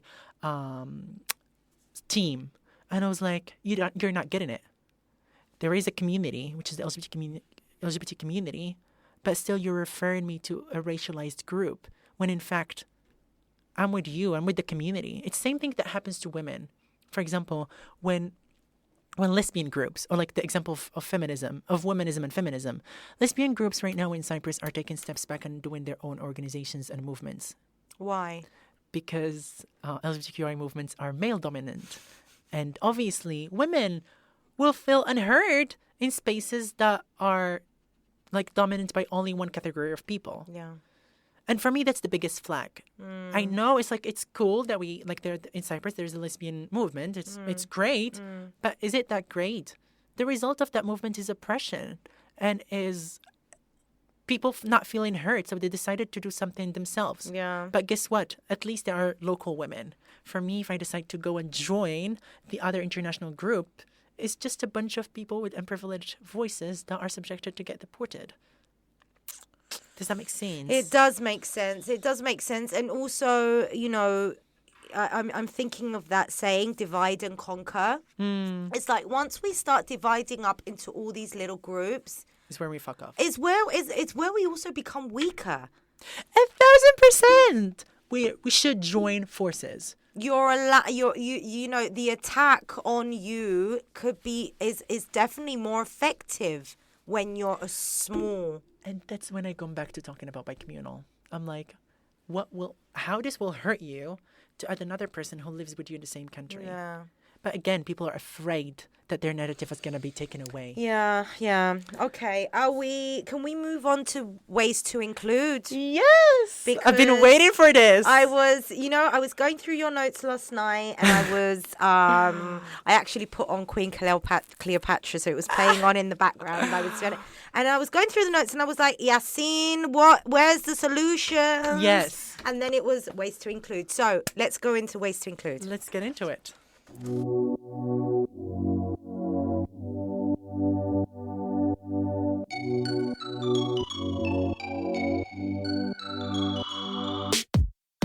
me start with this. Social progress is not inevitable. It's negotiated, Okay. demanded, and discussed. Okay. And how do you discuss that? It's by bringing people together, saying that, hey, I might not understand you, but tell me your story. And let's get your story along all the other stories. It's exactly, for example, how I identify myself. Sometimes I say that I'm a racial justice by default, activist by default, and a period poverty fighter by choice. Because I choose to do that, and I choose to acknowledge my privileges. And I sit down with menstruators, and I'm like, hey, I'm not a menstruator. Will I ever understand you? Probably not, because I don't know the hormonal stuff. Biologically, I can understand. But again, bodies are different, so I might not understand a case or two. So what I tell women, for example, like that's about periods or menstruations or menstruation or anything, like also like feminism and womanism in general. When I meet like women, I'm like, hey, visibly, I'm a man. People won't see my queerness. So when I sit down with them, I'm like, hey, what do you want me to do for you? Tell me, and I will do it. I want to hear from your narrative. Okay. And I shut up and I don't say a word because it's not my position to put... Active listening, people. Yes, please. Yes, because like, why on earth, I don't know about abortion. And why on earth, as a man, I will have opinions on the rights on abortion? That's not right. No. But as a man, there is a high chance of another man listening to me than a man listening to a woman. So when I will be with you in the roundtable talks, I'll be like, tell me, and I will do my best. Yeah. And that's the ecosystem. There is someone, the storyteller. There is someone who's who has like a network, who has a community, who will bring these narratives to them. And again, I'm not saying that I'm taking, for example, I'm trying to speak on behalf of women, but I'm just like trying to, just as an example, but I'm just trying to use as much power as I can. Transfer the message. Exactly. Because maybe my way will be more effective than yours. Yeah. But also, I mean, the whole point is getting the message out. Isn't that what we keep saying? Getting the message out. 1,000%. Getting the message out. Getting it to as many ears as possible. 1,000%. But by people from the front line. Like, listen to people from the front line. What are they saying? If it's a women's issue, get women together and listen to women from all sexualities and from all races. Don't bring white women and Cypriot women and tell me that you're fighting for women's rights in Cyprus. That's not how it works. Yeah. I mean, a lot of women are proud of the feminist movement in Cyprus, and I'm like, this is great work. It's great work to be there, but why am I not seeing black women when in fact they're going through worst? Yeah, I haven't had a black woman on the show yet. I've had a black man, and that's just one. You know what? This is the thing, because like again, when I said that change, it's not inevitable. It's like wanting and willing. Yeah. Like, you're doing your part. It's like, again, there is an ecosystem. When you recognize your privileges that so many people cannot see, because so like being privileged, one of the things that makes you privileged is you not knowing that you're privileged. Is you not knowing that you have access to resources and access to opportunities and power. Yeah. So the thing is, you are recognizing that. And this is why I said in the very beginning, like, thank you for willing. Because it's about willingness. Yeah. You can fuck up today. You can fuck up tomorrow. You can fuck up after tomorrow. But I know your intentions by saying that, hey, I fuck up today. Tell me where can I fix when I can fix that. That's it. A good faith and the good intentions. Exactly. That's a very important And I don't want part you of to this. sit down and have conversations about my existence and about like a roundtable talks. Like I attended roundtable talks about racism where it's only locals being in the table and the only non-local. And I'm like, so you're having a full event on our behalf? And we're not and here. you call that allyship? And we're not here. We're like not you're even just here. discussing by yourselves. Yeah. We're not cases. We're not like a case that you study in laboratory. We're existing. Yeah. So I want you to have me in those conversations so I can tell you, but I want you to move forward from those conversations. Because in Cyprus, everyone I asked, like even the report that was submitted by ILGA, which is an LGBTQI database, like worldwide known, and they submitted like what's happening in Cyprus and North Cyprus. I don't remember what I saw in Cyprus, in the Republic of Cyprus, but I saw what happened in North Cyprus, and it was like, in the intersectionality part, it says a thematic event talking about racism. I appreciate that the first step was done, but what's next? Are we just an agenda like that you put in one day or two or like once in a year? Yeah. We should be involved every single day. Yeah. Daily agendas, weekly agendas, yearly agendas. For example, we are doing something for migrants. What is that? Did you thought about the fact that migrants can do a lot of things for you as well and can bring a lot of narratives that you never thought about? You never thought about that. So for me, that's the ways to change is like holding yourself accountable, have the privilege talk, and holding each other accountable. That's what I'm trying to do, at least for my part. I'm like, go to events and I'm like, sweetheart, it doesn't work like that. Yeah. Get people who are racialized in here. So, and it's okay. And the best thing in Cyprus, like the biggest thing in Cyprus, not the best, is like people has an ego. People, for example, I hope like, for example, the organizations who are listening to this or like active citizens who are listening to this, they're not going to say, oh, he's shitting on our work. No, I'm just telling you that you can do better and I can help you do better. And I don't want you to take that personally because you are the organizer or you are the board member. I want you to see this as an entry point of like freedom.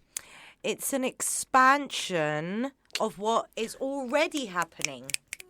Absolutely. It's already here, and what you and others like you are doing is saying that, okay, we have this pool that's gradually getting bigger. There's room for it to get much bigger. Because people sometimes do talk about racism, Yeah. but they talk on our behalf and in fact, they don't even encounter us. The one thing that I feel that people might be thinking now listening to this is, or whether it's active civilians or organizations, where do I find these people? Absolutely. Great question. How do I get in contact Great with question. these For people? example, How do I know let me get into how that. to let them know that they are included and welcome? And needed. Or needed, bravo, no, and needed. Needed. There is LGBT Africa in Cyprus, in South Cyprus. There's LGBT Filipina. Why is that existing? Why? I knew about the Filipino, I didn't know about the African. Really? Wow. Yes. I'm like, There you go. what about the And other I'm- LGBT, like the general LGBT? Why it's not including them? Like, I see them like being promoted as well in their events, but I'm like, it's still a different group, a separate group. And remember the example that I said, it's not even... What you mean is that they're not on the board meeting. not- They're not part no, of the they're just- active. They're parts of some events that are happening. Yeah. They're not parts of writing agendas, writing visions. Yeah, and being those part of the policy policy- changes. Literally! Yeah. Querer Yeah. explicar. Yeah. Man, Yeah. that's that. There are organizations... So could I take an example of accept maybe and say that, Yes. okay, accept, you have on the sidelines LGBTQ Africa, LGBTQ Yes. Philippines. Why don't you bring a couple of those members As board members. as the board members? Slay. That's that. Except we love you, but you can do that. And you can do They that. can do that. I Yes. mean, and I'm thinking now, have they thought of doing that? I don't know. It's an interesting question. know what? I might have them soon. Accept if anyone's listening. But it's We about- love you. But no, we do. And it's the work that they're doing is amazing. fucking unbelievable. Literally. The fact that they're putting a face to this, Mm-hmm. despite literal death threats that they may be getting. Yes. But I feel and I know that, you know, if this isn't something that they thought of doing, they would Yes. be more than willing. But you know what?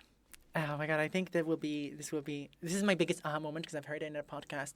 And it was a podcast with Yara Shahidi and Noor. And it talks about commitment to social justice.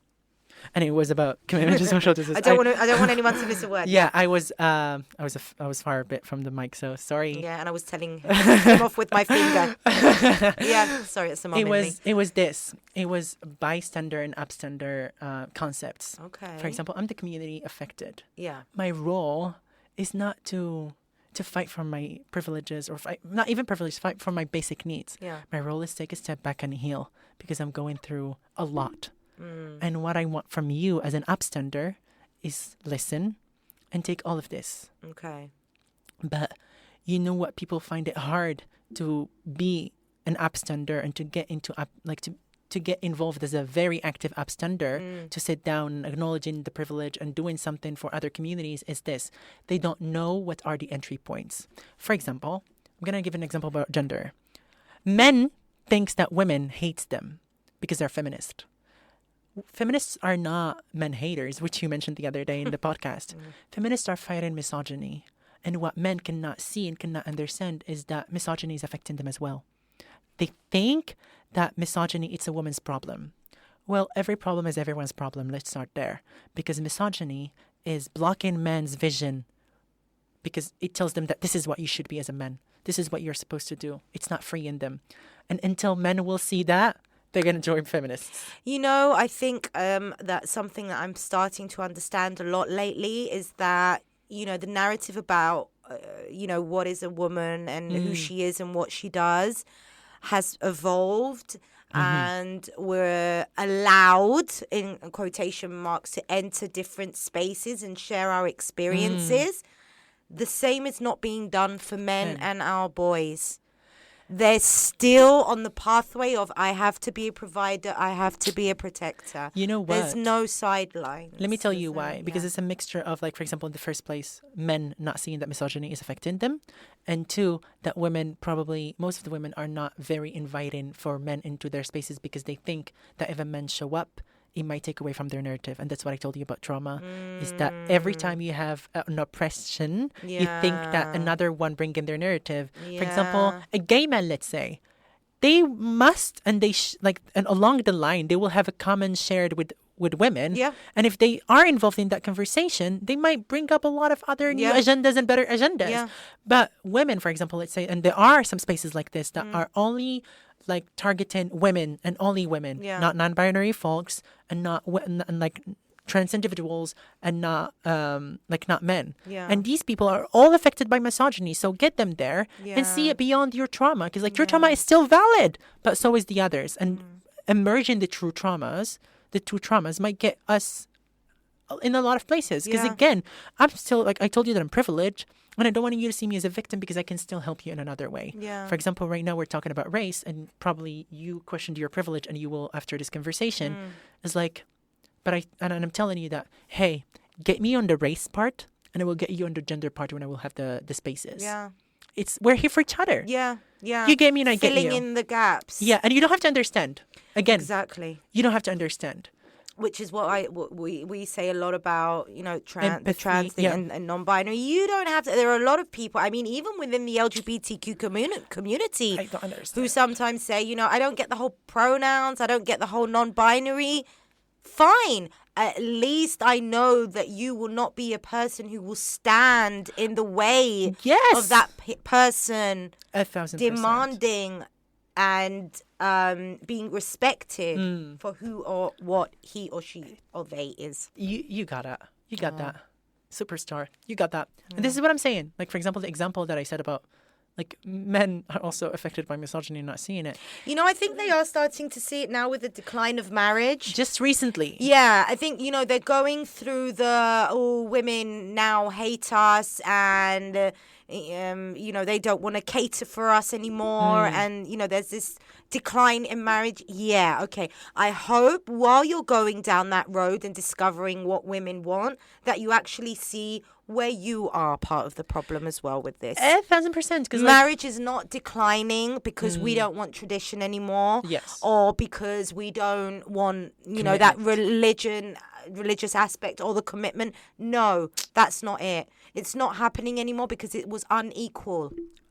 And it is still unequal. Unequal. And that's it's not fair. That's that. Women are they have stopped buying into it because they've realized that it's a trap. And it's not fair. And it's not fair. And it's like, but this is what I don't want to happen. I feel like it's a little bit sad that people needs to feel and needs to understand and needs to have an entry point. Like right now, men are talking about it. Like they just started talking about it because they felt that they're affected. Yep. Race, people are not seeing that with the race talk that everyone is affected. Yeah. I might have stereotypes about white people. I don't trust white people. No, I do. But sometimes I had to fight that bias in my head. Yeah. Because like right now I shifted from putting white people on a pedestal that I have to like right now be very cautious about like, should I trust this white person? Are they just seeing me as a best friend who's racialized so they can tell their friend, oh, I have a black best friend, like a person of color best friend. So it's affecting all of us. Like I right now, like I know a lot of people that have prejudice about white people because of that. Yeah. And until we see that all of our problems are interconnected, understand them or not, if you can understand them, that's good. If not, you're not supposed to. Until we see that, then we're not going to get freer. Yeah. We're always going to be trapped. Yeah. Yeah. And also what I said earlier, just make way and allow the others to make the progress and the changes that they need to make, and you don't have to get it. Yes. Right. Shall we move on to the last part? Do you have recommendations? We want recommendations.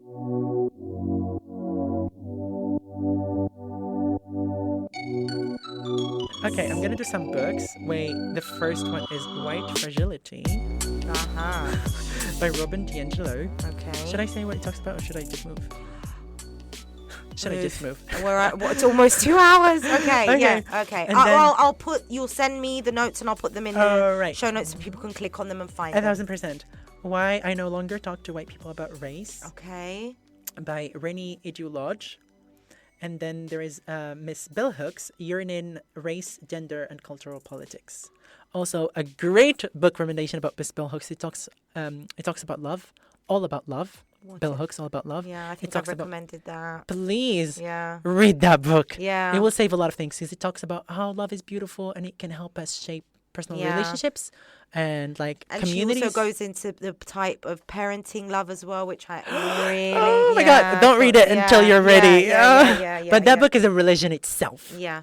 But moving from books, because sometimes people don't read much. True. I'm one of them. I would say like one important movie that I think it's a family movie, like you can watch with people around like their teenage years. Okay. And it's The Hate You Give. Ooh. The Hate You Give. Okay. It's so important. And my ultimate favorite talks are the following. The podcast Women at Work, and the episode was Sisterhood is Crucial to Racial Justice. Interesting. And it was the podcast that it was talking about white women and black women in workspaces. Like the professional identity. Okay. Last but not least, please check the beautiful conversation by Red Table Talk, The Racial Divide, Women of Colors versus White Women, and the Invisible Black Women Epidemic. And last but not least, the episode that talks about the Breonna Taylor tragedy. Oh, yeah. In details, and they brought her family in the table. Okay. So I highly recommend that. Is Red Table Talk in audio form as well, or is it just on? They are on Facebook Watch, but I think they're on audio form as well. They're not on Facebook Watch anymore. Did you hear the announcement? They are not like the other day? Yeah, they're not as like future shows. Okay, but the old ones are there. Yes, the ones done that I mentioned today. Watch them on Facebook. But they're not on podcasts. They are, but I'm not sure if these episodes are on podcasts. Okay, all right. I will check and I will let you know so we can share that with people. Okay. Anything else? You made it to this point of conversation. Thank you. Yeah, seriously though. Because a lot of people though. might get triggered, just like as you mentioned the other last episode with Maria. It's Yeah. like some words trigger people. Yeah. And we said a lot of Yeah, triggering words. yeah. But I mean, take it easy, take it slowly, take time to digest, Also, process the information. I would mention something last but not least, I'm Yeah. sorry, about the time. Know that there are people on the line that if you miss a second of like sitting with yourself and taking your privilege, some people are being spat on, are being hit, and we don't need to wait like for chaos and an attack towards a black person in Cyprus to start having these conversations. Take your privileges as soon as you can, because it's needed. Because why you need time to digest, it's a privilege on itself. Because while you're needing time to digest, people are literally suffering. So take that with that. Yeah. Take Well, I'll leave you with that because that was, definitely much needed. yeah. Thank you for listening. Thank you. Thank you, Eleni. for your unbelievable, relentless energy. Seriously, from the moment you sent me that document with all the notes, I was like, yes. Slay. Thank you, my love. Thank you. Thank you.